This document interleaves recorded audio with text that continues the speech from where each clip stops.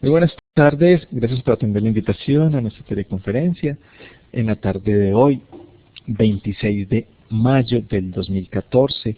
Yo soy Alonso Escobar y hoy tenemos el tema los sistemas de información como condición de éxito en la vigilancia epidemiológica. Perdón, eso es la capacitación, y el tema de hoy es cierre de eventos de interés en salud pública. Ese espacio es gracias a la Alcaldía de Medellín y a la Secretaría de Salud. En la tarde de hoy nos acompaña nuestra facilitadora Silvana Zapata Bedoya. Ella es epidemióloga, ella trabaja con la Secretaría de Salud de Medellín y va a estar exponiendo el tema durante unos 40 a 45 minutos. Por favor, tomen atenta nota del tema, si desean realizar preguntas. Finalizados estos 45 minutos, vamos a tener 15 minutos de preguntas, donde Silvana tratará de responder todas y cada uno de los interrogantes. Finalizado el espacio de las preguntas, vamos a colocarles un enlace para que por favor registren su participación en esta teleconferencia. Estamos realizando la grabación de esta teleconferencia porque hay personas que no nos pueden acompañar en este horario o que de pronto no se pudieron conectar. Sean pues todos bienvenidos. Los dejo con Silvana Zapata Bedoya. Silvana, buenas tardes. Muy buenas tardes para ti y para todos los asistentes en esta sala. Ya llevamos 18 personas. Vamos a comenzar con el cierre de casos de eventos de interés en salud pública, que es una videoconferencia muy importante porque les vamos a hablar de lo que también vivimos en la Secretaría de Salud y lo que cada año tenemos que cerrar. ¿Por qué? Porque muchas veces somos de pronto inconsistentes con los datos, nos toca cerrar los casos desde la Secretaría o por las múltiples actividades que cada uno tiene dentro de lo que es la vigilancia epidemiológica, se les olvidan algunas cositas en los eventos de interés. Entonces nosotros les vamos a dar como unos tips específicos para cerrar los casos, en algunos principalmente que deben de estar muy pendientes, porque si no se cierran por laboratorio, con la prueba no se pueden cerrar y quedan abiertos, y luego llegan los requerimientos de la Supersalud, entonces vamos a aprender un poco de ellos. No vamos a tratarlos todos, sería lo ideal, pero en 40 a 45 minutos es muy corto para hablar de todos, entonces trajimos los más específicos y en donde tenemos más inconvenientes dentro de todo lo que es el cierre de casos en eventos de interés en salud pública. Entonces vamos a dar inicio a esta teleconferencia, pero primero vamos a hablar de todo lo que es la calidad del dato. A mí ya me contaron que ustedes ya vieron como una primera sesión, les contaron un poco, pero aquí vamos a recordar por qué es tan importante. Nosotros desde Vigilancia Epidemiológica en la Secretaría de Salud de Medellín siempre hemos dicho que las UPG de cada una de las unidades primarias generadoras del dato son el alma de la vigilancia en salud pública. ¿Por qué? Porque ustedes son los que nos dan los elementos para poder decirle a la ciudad y al departamento qué es lo que ocurre en nuestra ciudad. Así que esos datos, esa fuente primaria que ustedes nos dan es supremamente importante.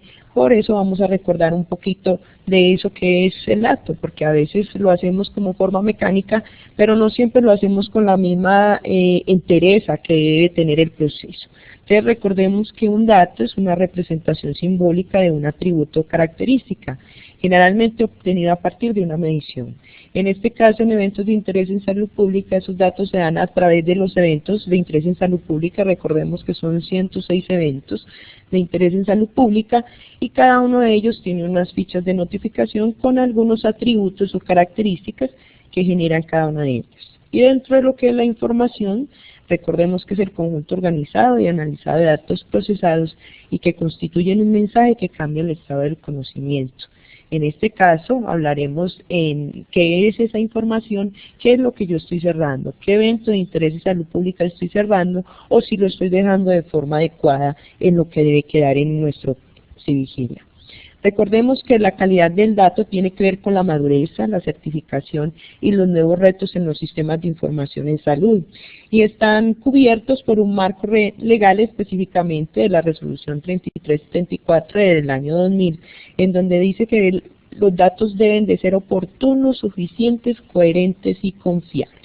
Y lo digo en este caso porque les cuento, tuvimos un requerimiento del DANE porque en algunos casos, ahorita les voy a contar cuando entremos en los eventos, que ingresaron, por ejemplo, en mortalidad por dengue, por RUAF, que es un sistema de información que es alterno a nuestro Civigila, y como les parece que en el Civigila no están. Entonces, ahí tenemos un requerimiento grande que incrementan los cambios en las mortalidades y en los indicadores que representan para la ciudad. Así que ahí tenemos que mirar también todo lo que es la coherencia y la consistencia de los datos. Toda esta evolución en los sistemas de información y de lo que respecta a la calidad del dato viene desde la sistematización, automatización, el reporte como tal y las autopistas de información. ¿Por qué se los quise traer como autopistas de información? Por ese gráfico que siempre vemos en los eventos de interés en salud pública, en donde arranca de ustedes, pero eso no solamente se queda ahí. Con esos datos que ustedes reportan siempre se genera mayor información. También tenemos unos aspectos generales, unos aspectos de la calidad del dato. Entre ellas vamos a ver 7 características. Entre ellas está la exactitud, que mide el grado de precisión de la información de ser válida, creíble y actual. ¿Qué quiere decir eso? Les voy a poner un ejemplo. ¿Cuántos de ustedes, cuándo se afiliaron la primera vez a salud? Ustedes se van a preguntar en este momento. Yo lo hice, por ejemplo, hace 17 años. Si a mí en una consulta no me preguntan mi dirección, mi teléfono, y tengo algún evento de interés en salud pública, ¿qué dato va a quedar registrado en el sistema y qué dato es el que le va a llegar a la Secretaría de Salud para poder hacer acciones de inspección, vigilancia y control y búsqueda comunitaria de casos? Pues les cuento que va a ser el dato de hace 17 años. Y ahí tenemos casi un 63% de efectividad y el resto es de no efectividad en las visitas, precisamente porque no tenemos los datos exactos del paciente para poder hacer las acciones de interés en salud pública. Entonces, cada uno de nuestros datos tiene que tener una información creíble y que sea actualizada. También tenemos otra característica que habla de la totalidad, que son las bases de datos completos y con toda la información de importancia para el negocio en términos de datos y de sistemas, pero en este caso en términos de los eventos de interés en salud pública que vamos a hablar el día de hoy. Así que ahí tenemos que tener nuestras bases de datos muy confiables. El dato también tiene que ser oportuno, que esté disponible y accesible a las personas autorizadas en el momento adecuado. Un ejemplo: las enfermedades transmitidas por alimentos. Entonces tenemos eventos que nos llegan, por ejemplo, de un bautizo. Entonces tenemos 2 personas trabajando en urgencias y resulta que a uno le llega un paciente y son los mismos síntomas. Y al otro es en los mismos síntomas y no tratan de mirar si hay concordancia entre esos dos. Ve, a ti te llegó, me están llegando unas setas, a ti también. Y resulta que se les olvida que con 2 personas que tengan los mismos síntomas, que lleguen al mismo lugar, considera un brote. Así que tenemos en estos momentos, por ejemplo, en Medellín, un subregistro de casi el 50% de las enfermedades transmitidas por alimentos. ¿Y qué quiere decir eso en términos de calidad del dato? Que no sabemos cuál es el agente infeccioso que está circulando en la ciudad. No sabemos con qué microorganismo nos estamos enfrentando. Por lo tanto, nos va a tocar hacer un estudio por parte de la Secretaría de Salud, que no debería ser así, para poder mirar qué es lo que está circulando en la ciudad por el problema de la notificación. Tenemos también la relevancia, que es la información eficaz y adecuada para las personas a las que va destinada. En este caso, la información que ustedes proporcionan deben de ir destinada a todos esos efectos que hacemos nosotros en la ciudad. Todo lo que se hace en campo, lo que se hace con la comunidad a través de los COVECON, que son los comités de vigilancia epidemiológicos comunitarios, porque ya no solamente ustedes van a empezar a notificar. El nuevo plan de salud pública nos pone un reto muy grande, y es que todo haya gobernabilidad, y en esa gobernabilidad, dentro de la vigilancia en salud pública, no solamente van a ser ustedes los notificadores, sino que también todas las personas que rodean los 4 entornos nombrados dentro del plan, que esos 4 entornos son el escolar, el comunitario, el institucional, al cual hacen parte ustedes, y también todo el entorno del hogar.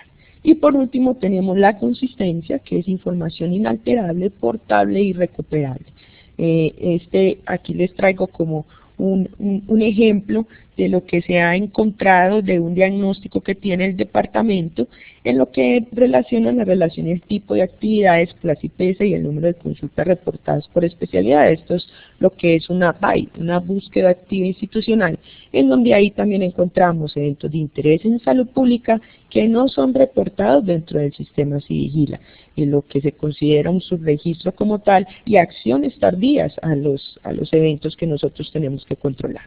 Entonces miren que dentro del diligenciamiento de las variables suficientes para la realización de otros informes, por ejemplo, la búsqueda de casos de interés, lo que tiene que ver con las complicaciones, en lo que en los intentos de suicidio, a veces lo notifican por el evento 909, pero entonces otros lo notifican por intoxicaciones, y resulta que la ficha de intoxicaciones es mucho más completa y me da mucha mayor información que la ficha de 909 de intentos suicidas.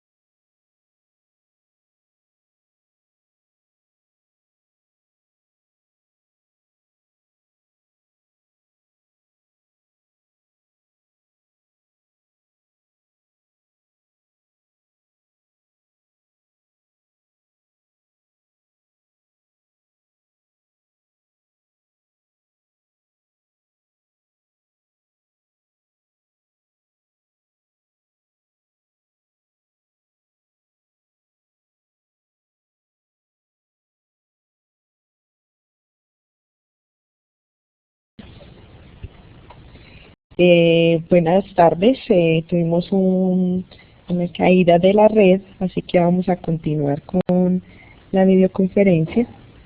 Permítanos un segundo, vamos a restablecer la presentación.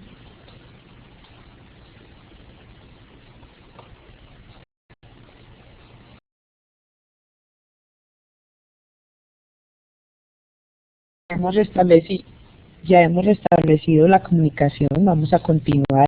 Entonces estábamos viendo todos los aspectos y todo lo que compone las etapas del ciclo de la calidad del dato. Entonces vamos a encontrar que está el proceso de recolección de información, que viene desde la fuente del suministro estable y confiable, en este caso todo lo que el médico captura en la evaluación.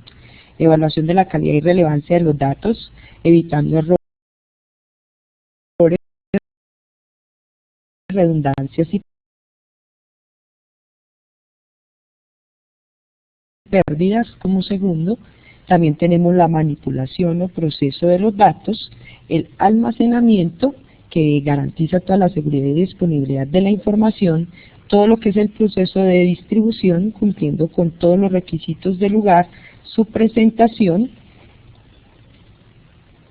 y también tenemos todo lo que es la presentación de los datos. Ustedes van a ver y van a decir, pero ahí nosotros no estamos en todas las acciones de todo el proceso del dato, y eso es cierto. Pero ustedes son una fuente vital de información en lo que concierne a eventos de interés en salud pública, porque la captura inicial corresponde a todo lo que ustedes hacen. Así que por eso es tan importante el proceso que ustedes tienen en todo el proceso de calidad del dato. ¿Pero qué quiere decir que los datos son de buena calidad? Quiere decir que los datos son veraces, suficientes, adecuados, porque recuerden que muchas veces las fichas de vigilancia epidemiológica en el SIVIGILA no permiten ingresar o terminar el dato si yo no lo tengo todo completo y si es un registro obligatorio, además del correcto nivel de desglose sobre el tema en cuestión. ¿Esto qué quiere decir? Recuerden que es muy importante y muchas veces van a encontrar en estos procesos de calidad del dato, incluso para los cierres de los casos, que la historia clínica es la única que nos va a salvar. A nosotros nos toca leer muchas historias clínicas cuando no encontramos los eventos de interés en salud pública cerrados y que sabemos todo el montón de actividades que ustedes tienen, sobre todo cuando llega el mes de marzo de cada año, en donde los eventos tienen que quedar cerrados, y si no quedan cerrados dentro del sistema SIVIGILA, ahí vienen y le cogen, como decimos nosotros muy coloquialmente, a cogerle las orejitas a la Secretaría de Salud y a decirle por qué no cierran los eventos. Y después vienen las notificaciones o las acciones de mejora para cada una de las UPGD, y a esto es lo que no queremos llegar. Entonces yo espero que con este curso, este año, evitemos al máximo este tipo de inconvenientes y que nos lleguen reclamaciones de Supersalud porque no cerramos los eventos de interés en salud pública. También recordemos que asegurar que los datos sean veraces implica que deben de ser precisos, completos, íntegros, que son a tiempo, consistentes y con estándares, y que no debe de haber duplicados en términos de lo que es la teoría. Pero aquí, por ejemplo, ustedes van a encontrar que una persona llega a una OPGD, luego llega a otra y luego llega a otra y todos hacen la notificación. ¿Qué es lo que ocurre en este tipo de casos? Puede llegar que llega a una unidad de Metrosalud y luego tiene que ser remitida, entonces nos toca leer las historias clínicas. Sabemos que el dato llega por duplicado, pero esa información que nos llega a nosotros por duplicado nos permite identificar dónde tenemos que buscar la historia clínica. Entonces no crean que porque este lo tiene que registrar, yo no lo voy a registrar. Tratemos de evitar ese tipo de conclusiones, y si dentro de nuestra UPGD nosotros tenemos el interés de salud pública notificable, hagamos la notificación adecuada, porque en el proceso siguiente, en donde nosotros hacemos el proceso de seguimiento, confirmación, coordinación de acciones, estos insumos son muy importantes para nosotros, y ahí nosotros dentro de la Secretaría nos damos cuenta cuando llegan por un caso y por el otro, dónde es remitido y dónde no.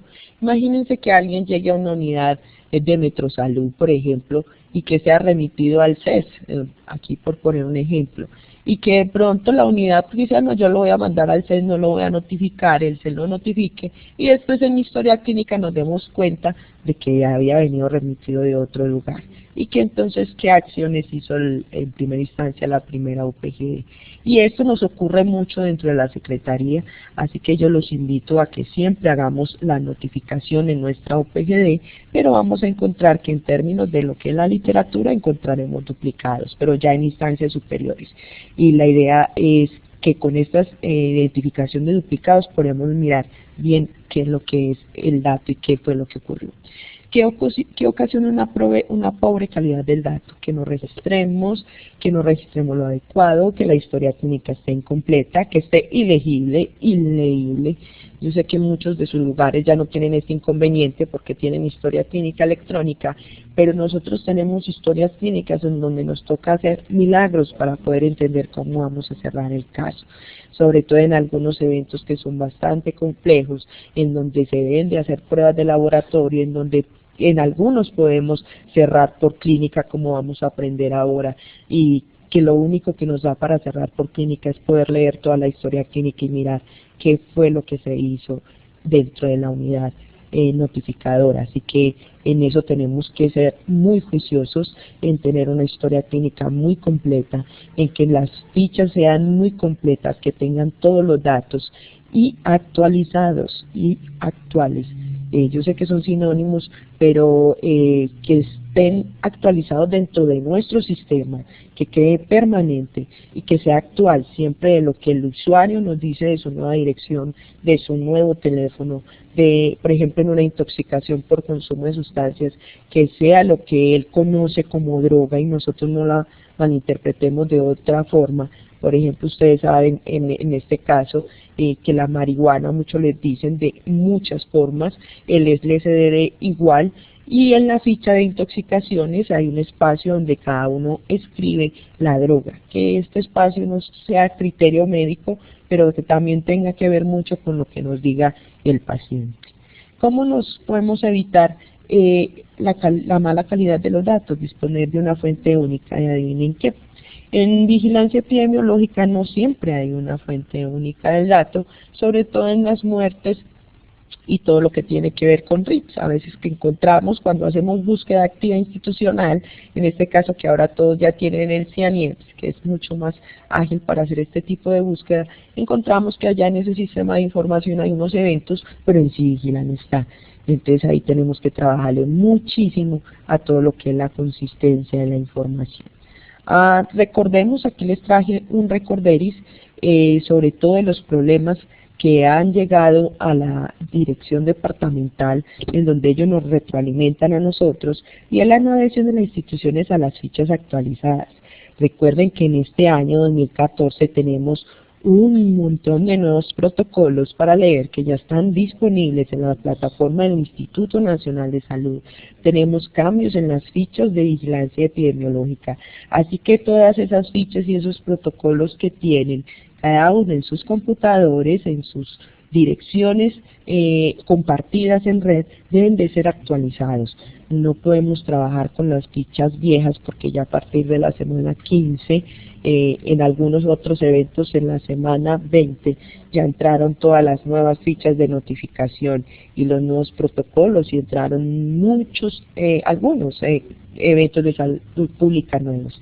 Las fichas se encuentran incompletas, no están los patrones y no se presenta la presencia de patrones o síntomas en algunas historias clínicas que nos permitan hacer un adecuado cierre de los casos. Recordemos que hay varios tipos de ajuste, ya vamos a entrar un poquito en la materia de lo que es el cierre de los casos. Recuerden que el ajuste 6 es cuando yo descarto un caso que debe tener un resultado negativo por laboratorio en la mayoría de los casos. Un ajuste D, que es un caso que no corresponde y es específicamente un error de digitación. Tenemos el ajuste 3, que es un caso notificado por clínica, pero que cuenta con resultados positivos por laboratorio. Y tenemos un ajuste 4, un caso notificado por clínica de acuerdo a los criterios, pero no podemos cerrarlos todos por clínica. Entonces, por eso les puse ahí que no aplica para todos los eventos. Y tenemos un ajuste 5, que es nexo epidemiológico, y el último ajuste 7, que es otra modificación de datos básicos. También recordemos que hay un máximo de 4 semanas para hacer los adecuados ajustes en los eventos de interés en salud pública, en la mayoría de los casos, sobre todo en donde ya es muy estandarizado, específicamente en las inmunoprevenibles, pero hay otros eventos como de salud mental y violencia en donde a veces se demoran, incluso las violencias se pueden demorar hasta 6 meses en cerrar un caso, por los característicos de control que tiene cada uno de los casos, como vamos a ver ahorita. Al final de la conferencia ustedes les van a dar un taller con 5 preguntas en donde van a identificar cómo van a cerrar esos casos. Entonces yo espero que hagan muy bien ese ejercicio, muy consciente, de acuerdo a lo que ya vamos a ver a continuación. Vamos a recordar esos eventos de interés de salud pública. Recuerden que tenemos entonces los de zoonosis, los de inmunoprevenibles, las enfermedades transmitidas por vectores, las no transmisibles, las infecciones de transmisión sexual, los factores de riesgo ambiental y sanitario. Sería para nosotros todo un placer poder hablar de todos los cierres de los casos, pero como les dije al inicio de la conferencia, vamos a ver principalmente los que más tienen problemas dentro de los cierres de casos y con los que nos da tanta dificultad cerrar, y en donde tenemos que hacer tantos requerimientos a principio de año, incluso un mes antes del cierre de casos de Civigila. Así que yo espero que después de esta conferencia se aprendan muy bien esos casos que les vamos a presentar aquí, que son tan complejos, y podamos cerrarlos muy bien dentro del Civigila. Recuerden que el Civigila y todo lo que es el procedimiento de vigilancia me permite tener una medición permanente para mirar tendencias. Entonces, si yo no cierro adecuadamente los casos y yo voy a sacar un boletín epidemiológico, muchos me van a quedar sin cerrar. Entonces, ¿qué te dice el secretario de Salud? ¿Por qué las UPG no están cerrando los casos a tiempo en 4 semanas? Si es el informe trimestral y tienen casos, por ejemplo, de enero sin cerrar.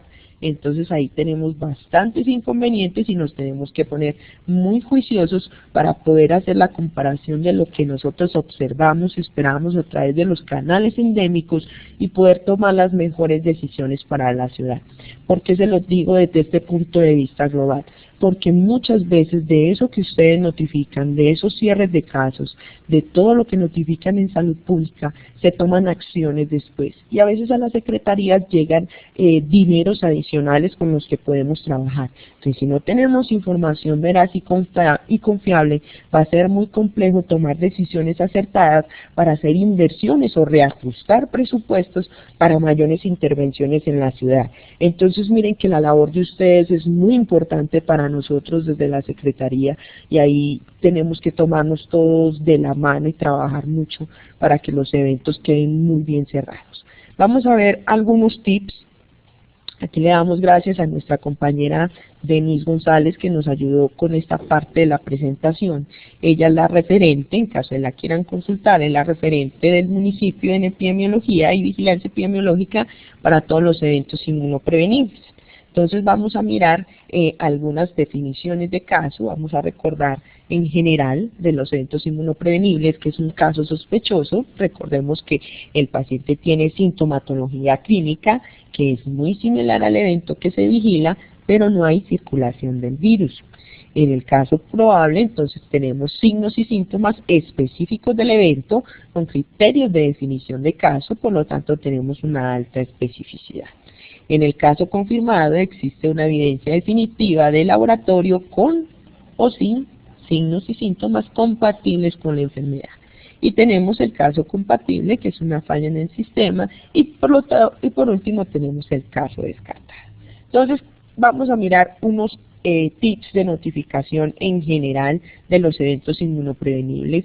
Yo sé que estos tips les van a servir mucho a ustedes porque a nosotros nos han servido mucho para coger la base de datos y hacer proceso de control de calidad del dato, mirando cada una de las características y poder definir y poder, al menos los que se pueden cerrar por clínica, empezarlos a cerrar por clínica con la historia clínica y con lo que nos reporta el CIVIGILA.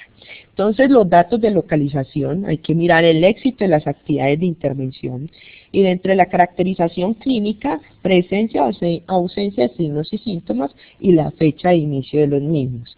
Entonces miren que aquí tenemos un papel muy importante con la historia clínica y lo que ustedes ingresan en el CIVIGILA, y además de eso miramos el antecedente vacunal y antecedentes de algún viaje previo. Entonces, esos son algunos de los tips en general de los eventos inmunoprevenibles, pero vamos a ver algunos eventos específicos. Dentro de la erradicación y eliminación, recuerden que tuvimos nuestra certificación en febrero, así que la debemos de mantener en el tiempo para sarampión y rubeola, y aquí adicionamos polio. Recuerden que tenemos alerta de polio, ya no son 4 los países que tienen circulación, sino que ya son 12. Así que por el evento del mundial tenemos una alta probabilidad de casos importados, así que tenemos que estar muy juiciosos de ahora en adelante y después del mundial, como les hemos recordado en todos los lugares donde hemos estado en vigilancia epidemiológica, para poder hacer un adecuado cierre y seguimiento de los casos. Recuerden que la notificación se hace desde casos probables para parálisis flácida y sospecha para sarampión y rubeola. ¿Cómo es el ajuste? Descartado por laboratorio con una muestra adecuada. Ojo con las muestras, siempre se nos olvidan quién la tiene, quién no la tiene. A veces es algo tan trivial para muchos o que es algo tan cotidiano, pero en el momento de buscar la muestra o el resultado de la muestra de laboratorio, nadie sabe dónde está. Y el caso solamente se puede cerrar por laboratorio. Entonces, ¿cómo los vamos a quedar? Imagínense un caso de sarampión y rubeola sin muestra y que quede sin cerrar, como pasó hace 2 años. Entonces tenemos que estar muy juiciosos con eso. Solo se permite ajuste 3, confirmación por laboratorio, con detección de casos importados e investigación epidemiológica.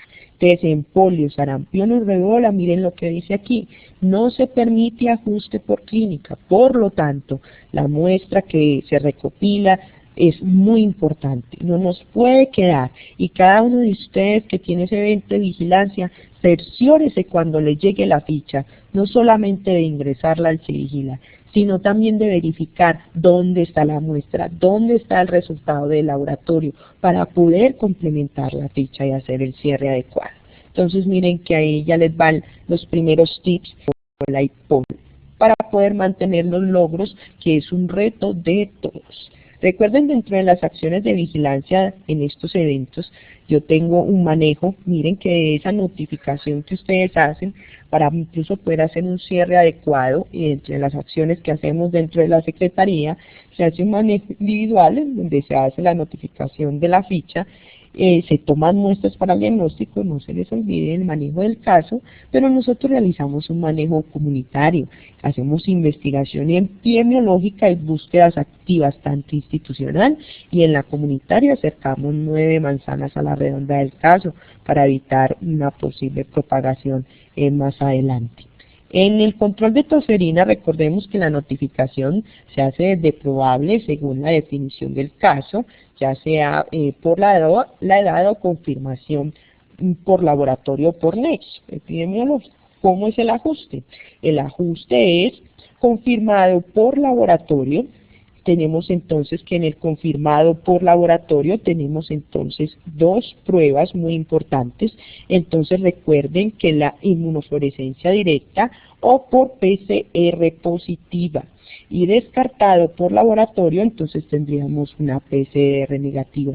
También tenemos una confirmación por clínica con cumplimiento de parámetros de laboratorio con el hemoleucograma, y una confirmación por nexo epidemiológico dentro de lo que corresponde a tos ferina. En control de meningitis bacteriana, recordemos entonces que la notificación se hace desde probable o desde la confirmación directa del laboratorio. Aquí nos dice Copetrol que se nos fue el sonido. Por favor, coloquen una carita si esto es cierto. ¿Ya están escuchando? Muy bien. Entonces, recordemos entonces que el ajuste en eventos de meningitis es confirmado por laboratorio, ya sea por aislamiento bacteriano o por líquido cefalorraquídeo y el hemocultivo. Y se descarta por laboratorio con los cultivos negativos. Ojo con esta meningitis, no se permiten ajustes por clínica. Así que de nuevo hay otro evento en donde no solamente debemos de ingresar la ficha al Civigila, sino que tenemos que estar muy pendiente de dónde está rotando la muestra y cuál va a ser el resultado de la muestra. Entonces miren que los eventos de interés de salud pública, cuando uno los vigila, tiene que estar pendiente de bastantes cosas. Entonces, en especial de las pruebas de laboratorio. Vamos a recordar en meningitis bacteriana, en el caso probable, recuerden que yo tengo un recuerdo en bacterias en grano aumentadas mayores de 100 y también disminuyen menores de 40 para la glucorraquia, y tenemos leucocitos mayores de 100. Y por el contrario, confirmado por laboratorio si tenemos ya los criterios que anteriormente mencionamos. No se sabe qué son los eventos adversos a la vacunación, solo notificar los que cumplen criterios de reporte. Recuerden que ahora tenemos todo lo que son las vacunas de VPH y tenemos un montón de rumores. Para tranquilidad de todos que no hayan estado en el COVID, se hizo una reunión con los expertos, se los voy a decir en términos muy coloquiales, los gurús de todo el país en el ministerio, y todos los casos que fueron reportados para Medellín son casos que son coincidentes, pero no son directamente por efectos de la vacuna. Por lo tanto, se demuestra nuevamente, incluso en países como Brasil, que estuvieron presentes en el ministerio, en donde la vacuna es totalmente segura, y los rumores de que China no está vacunando son falsos. Ya se hizo la confirmación.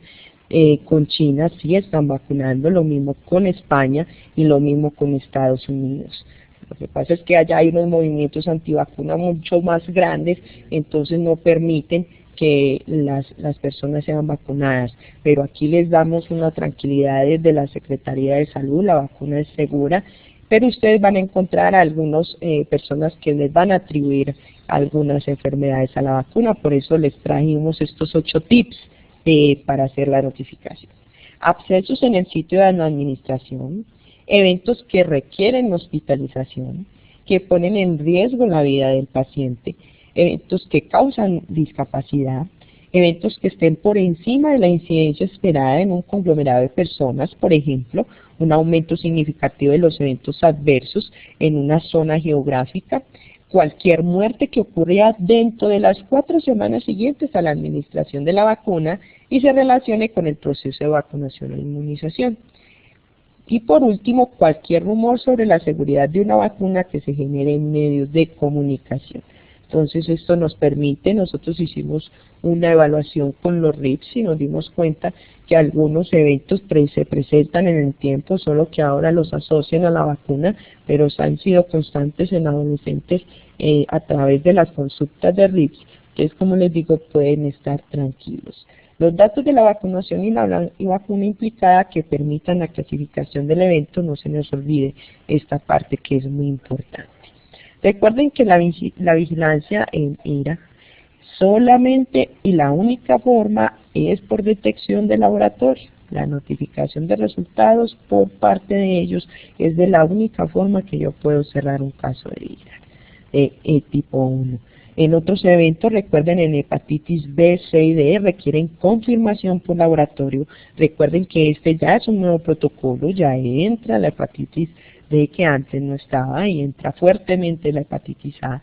Y recordemos que la parotiditis y la varicela ingresan desde la confirmación por clínica.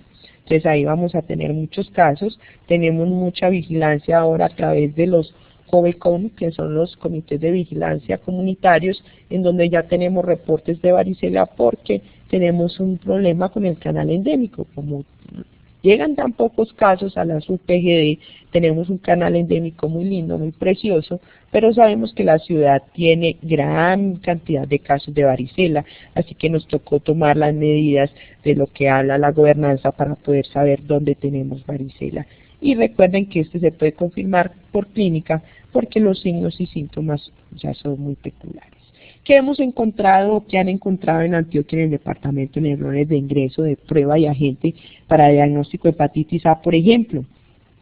Evidencian casos con ajuste 6 o confirmados por laboratorio justificados con pruebas no diagnósticas o concluyentes. Entonces aquí tenemos que no solamente estar persiguiendo la prueba de laboratorio, sino que en realidad tengan los diagnósticos concluyentes con los códigos relacionados. Ejemplo, antígeno de superficie para hepatitis B, ECOR-IgM para hepatitis B, otras desconocido y anticuerpos totales. Casos con agentes no asociados al evento, entonces dengue, sarampión, rubleola e influenza A. Esto es un informe que tenía la Secretaría Departamental de los errores en los cierres de los casos, en donde le toca a uno nuevamente leer la historia clínica, porque ellos devuelven los casos que están mal cerrados igual, y cuando los cogen al azar y que de pronto cae uno, que suele suceder, que en los procesos de control de calidad del dato que le hacen a la Secretaría nos cogen al azar y lo revisan, hay que coger la historia clínica y muchas veces no es coincidente lo que está en la ficha con lo que está en la historia clínica. Entonces ahí también tenemos que hacer un trabajo bastante grande, que lo que esté en la historia clínica también esté en la ficha. Vamos a mirar algunos eventos, cierres de casos en casos de vectores y zoonosis.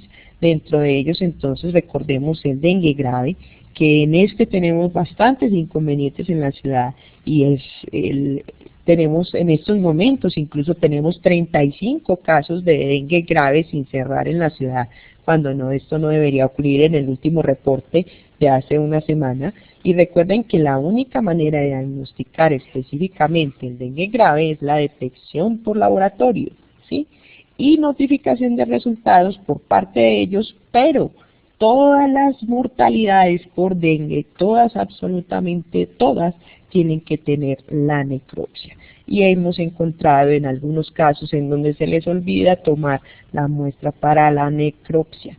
Recuerden que en epidemia, cuando hablamos de dengue, como estamos en epidemia, entonces mínimo el 10% de los casos que reportemos como dengue deben de tener prueba de laboratorio y el resto pueden ser cerrados por clínica, pero eso sí, cerrados con clínica, con una historia clínica bien completa, con los signos y síntomas bien definidos y con una información bastante completa que nos permita cerrar por clínica o descartar el caso.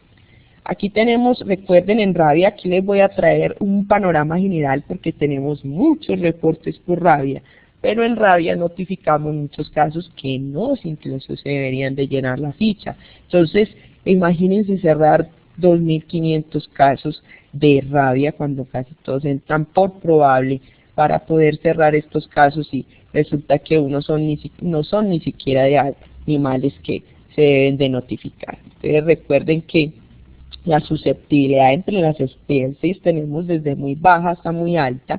De entre la muy baja tenemos las aves, entre la moderada el hombre, el perro, la oveja, la cabra, el caballo y los primates.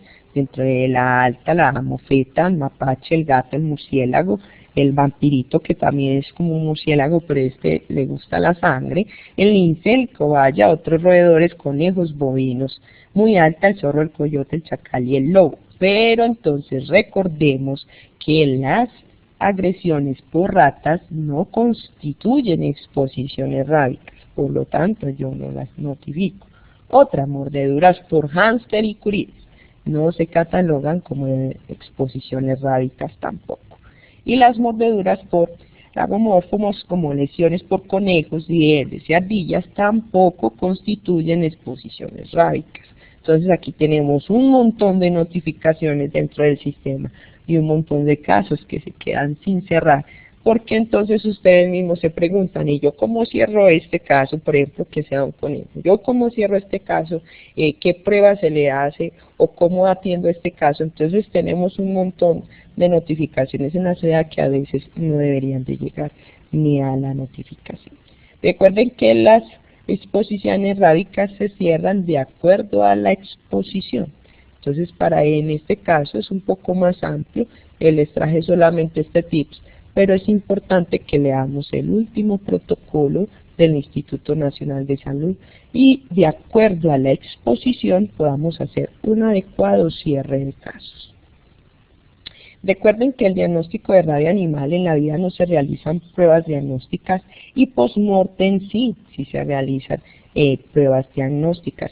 Entre ellas está la inmunofluorescencia directa con un 99% de certeza, prueba biológica, inoculación de ratones, histopatología, también tenemos que se presentan en casos de moquillo canino. Y tipificación viral, B1 para perro, B2 para mangosta, B3 para murciélago, B5 para murciélago, este B3 es el que les gusta la sangrecita, llama el vampirito, y para 8 el zorrillo. El cólera, ahora vamos en la ciudad, tenemos igual un vecino que es México, que tiene alerta y tiene declaró su epidemia de cólera en el mes de enero, entonces tenemos que estar muy pendientes, sobre todo con todo lo que pueden ser casos importados. Entonces recordemos que este es como el ciclo a través de las heces, estas manitos, recuerden que la higiene de manos es muy importante, nos lleva a esta higiene de manos, mala higiene de manos, contamina los alimentos, también puede ser por agua, también contamina los alimentos, y recuerden que puede ser la transmisión en alimentos es de 10 días y para personas asintomáticas 2 semanas.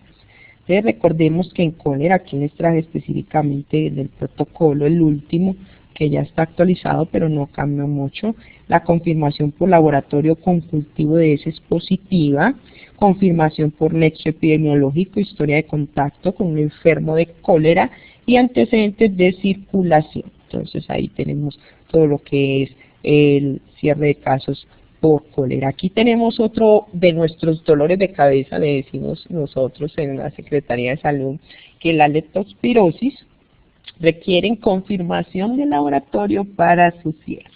En estos momentos tenemos 52 casos de leptospirosis de todas las UPGD nuestras, datos de la semana anterior, y recuerden que requiere 2 muestras, y ahí es donde se les olvida para el adecuado cierre del caso.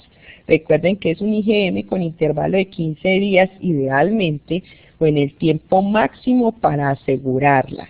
El referente del departamento nos dice asegurarla antes de que la persona le den de alta, aseguremos la segunda muestra en ese proceso, porque tenemos muchos casos de leptospirosis en donde incluso toca hacer unidad de análisis para cerrar los casos, incluso para las muertes, si bien es obligatorio, encontramos muchas falencias de muestras y de datos en la historia clínica y es bastante complejo cerrar este tipo de casos, así que recuerden que los casos ya tienen ustedes en su mente todos los casos que necesitan cierre por pruebas de laboratorio, pero no es solamente esa prueba que está circulando allá en microbiología o en el laboratorio clínico, sino que sea la prueba adecuada para cerrar adecuadamente esos casos. Y tenemos por último los cierres de casos de las no transmisibles y dentro de ella la violencia. Recordemos que los eventos de violencia siempre entran desde la sospecha y desde el caso probable que algunos se notifican de forma inmediata, sobre todo si son niños, niñas, adolescentes y ancianos, pero recuerden que en violencias hay un adecuado cierre de casos y es uno de los eventos que quizás más se demora en cerrar, casi 6 meses después.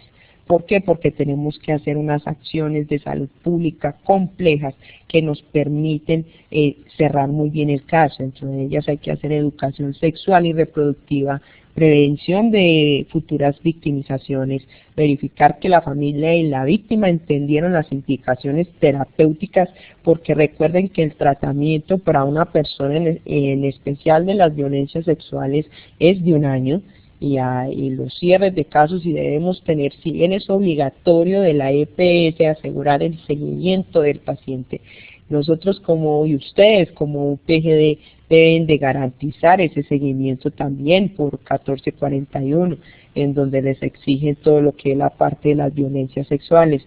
Y entonces, ¿qué es lo que tenemos que tener en cuenta aquí? Recuerden que el último paso dentro de los 15 pasos de la violencia sexual es el cierre de casos, pero ¿qué se nos está olvidando para ese cierre?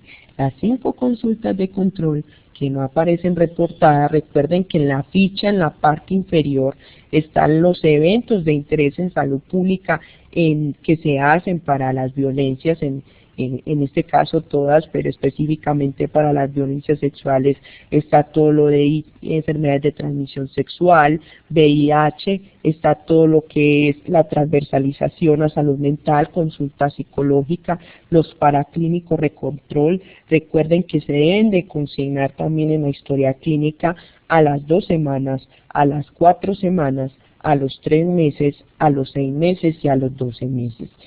¿Qué quiere decir eso? Recuerden que estas pruebas son de laboratorio y también atención psicosocial, y yo debo de tener una plantilla. Para eso vamos a hacer un trabajo desde la Secretaría de Salud, en donde les vamos a enviar a ustedes, las UPG, un seguimiento a esa plantilla, porque llegaron requerimientos de la Corte, en donde se identificó que los casos de violencia sexual que se notifican desde el sistema no tienen un adecuado cierre de casos.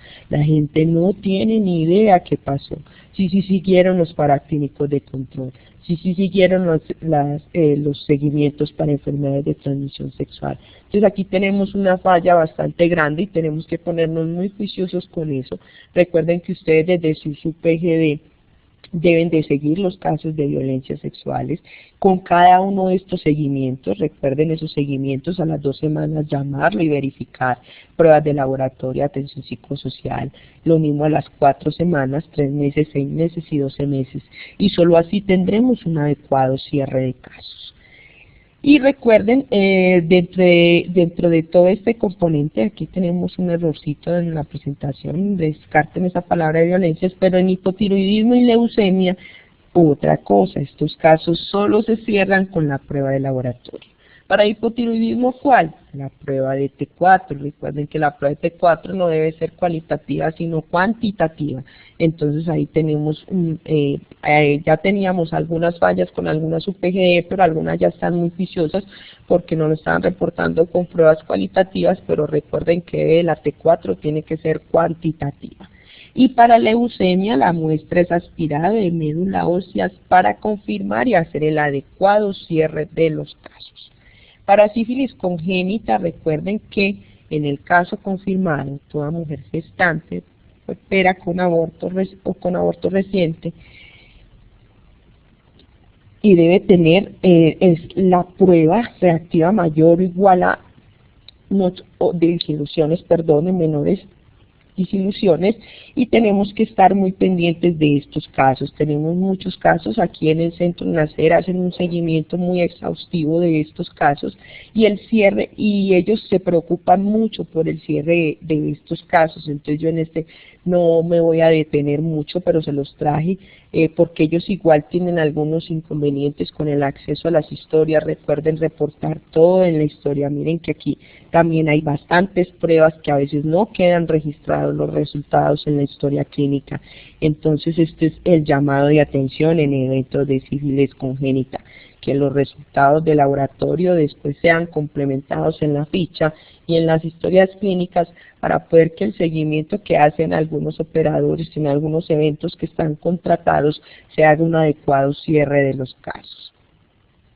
Recuerden que en sífilis, caso confirmado por nexo epidemiológico, es el recién nacido mortinato aborto de madre con sífilis gestacional con tratamiento inadecuado y sin tratamiento. Y un tratamiento inadecuado consiste en cualquier terapia materna con antibiótico diferente o terapia administrada a la madre en menos de 30 días de anterioridad a la terminación de la gestación.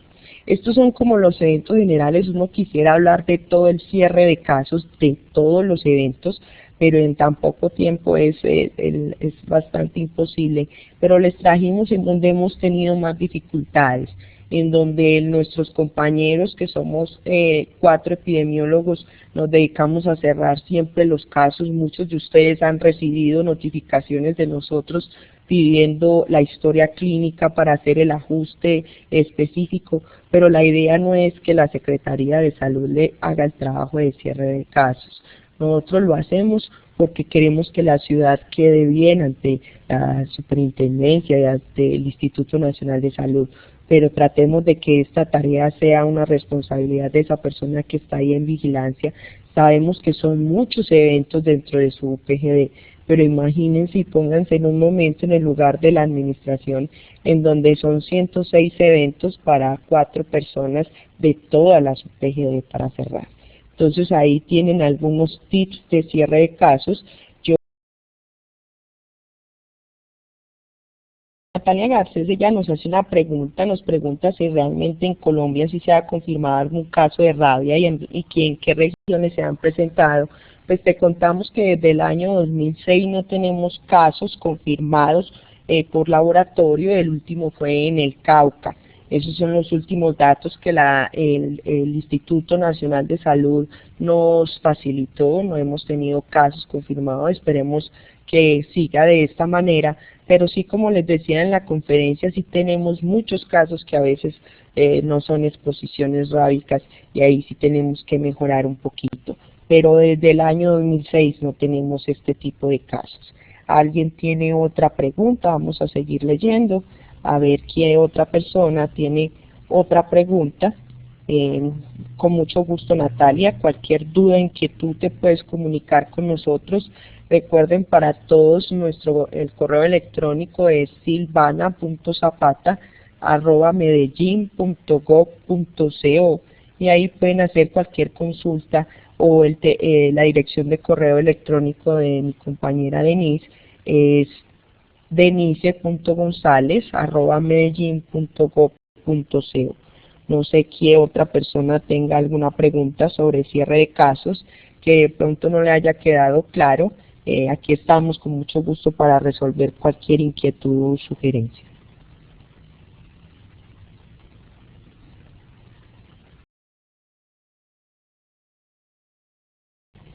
Copetón Medellín número 2 nos da las gracias, y DC nos da Medellín 2 nos da las gracias a ustedes por estar aquí. Oleda Serna de Clínica Las Vegas nos pregunta: ¿hay forma de que las fichas puedan ser diligenciadas en forma digital que no sea se vigila?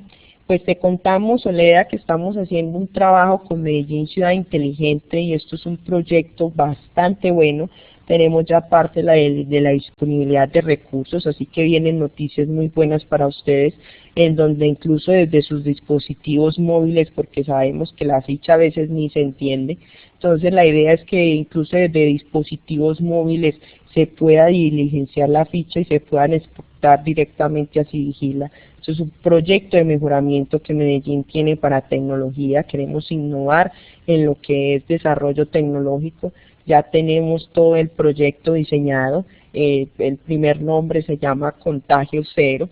Es una plataforma multidinámica, multitransversal, en donde todos los actores pueden hacer notificación, incluye reportes inmediatos de todo este tipo de eventos, así que esperamos que en 1 año y medio, 2 esté funcionando, pero ya tenemos ese acercamiento. Esperemos que eso responda a tu pregunta, Leda. Esa es la idea. Sabemos lo dificultoso de las fichas, entonces esperamos que muy pronto sea de forma digital. Confama 4 nos da gracias por la retroalimentación, gracias a ustedes por estar. Natalia Garcés nos pregunta, ¿se puede descargar la presentación por este medio ya que no me permite ingresar el curso? Le llevaré esta inquietud a las personas de aquí del operador para que te indique cómo hacerlo. Oleda nos da excelente gracias a ustedes. Recuerden que desde Vigilancia Epidemiológica seguimos trabajando por mejorar cada día. Recuerden nuestro boletín epidemiológico que es mensual, lo pueden descargar desde la página de la Secretaría de Salud. Ahí están nuestros boletines mensuales